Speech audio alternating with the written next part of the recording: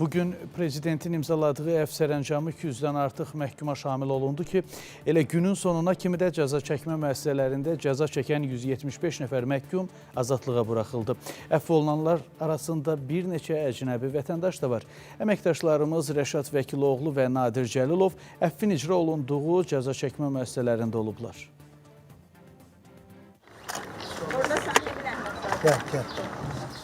Bugün sevinclərinin həddi hüdudu yox idi. Çünki illərdir həbsdə olan yaxınları azadlığa qovuşurdu.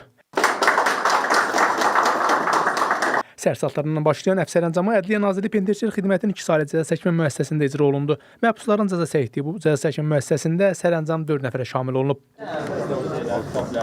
9 il. Nə qədərsini çəkmişdi?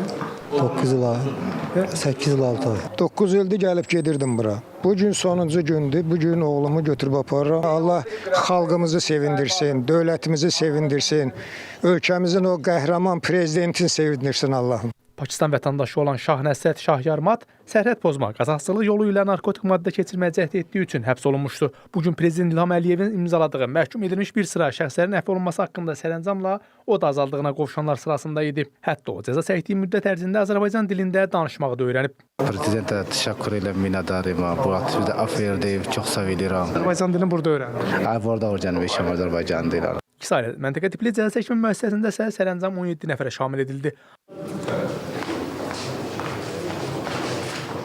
Bugün ölkə tarixində sayca 71-ci əfv sərəncamı icra olunur.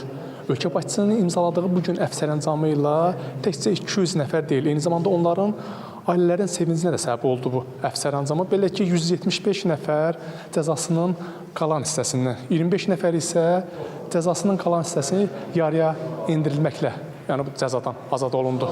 Azadlığına qovuşan məhkumlardan 16-sı ağır yol qəza törətdiyi üçün, bir nəfər isə tikintidə ehtiyatsızlıqdan ölmə səbəbi olduğu üçün məhkum olunmuşdur. Prezidentimiz bizə əfv elədi, ailəmizə qovuşdurdu.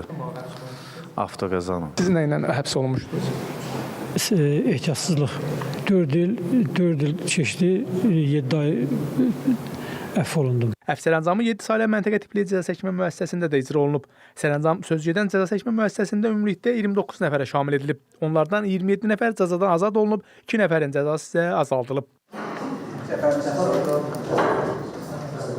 Muhterem prezidentimizə təşəkkür edirik. Bizi bu bayram günündə bizi yad edib, bizə əfv fərmanı verib.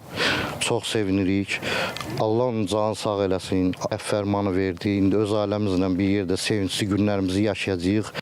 Əfv sərəncamı cəza çəkmə müəssisələri ilə yanaşı Ədliyyə Nazirliyinin probasiya xidmətində də icra olunub. Əfvə düşən 220 nəfərdən 20-si probasiya xidmətində qeydiyyatda olanlardır. Əfv olunan şəxslər arasında isə 9 nəfər qadın da azadlığına qovuşub. Rəşad Vəkiloğlu, Nadir Cəlilov, Space xəbər.